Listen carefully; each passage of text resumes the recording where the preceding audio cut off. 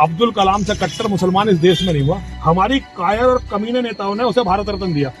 एक बार वो अमेरिका चला गया, जब वो अमेरिका गया तो अमेरिका में जो है नंगी करके उसकी तलाशी ली गई थी। वो तीनों सेनाओं का अध्यक्ष होकर जिहाद कर सकता है और हमारा छोटा सा सिपाही भी धर्म के लिए कुछ नहीं कर सकता। बघितलत का?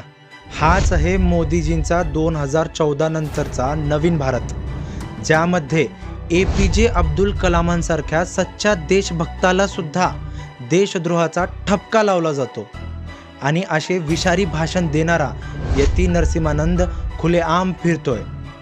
आता तुम्हीच सांगा, तुम्हाला मोदीजींचा हा नवीन भारत हवाय जिथं रोज हिंदू मुस्लिम केलं जातं, की तुम्हाला तो जुना भारत हवाय ज्यामध्ये सर्व जाती धर्माचे लोक गुण्या गोविंदानं राहायचे? तुम्ही कमेंट बॉक्समध्ये सांगू शकता। जय हिंद, जय महाराष्ट्र।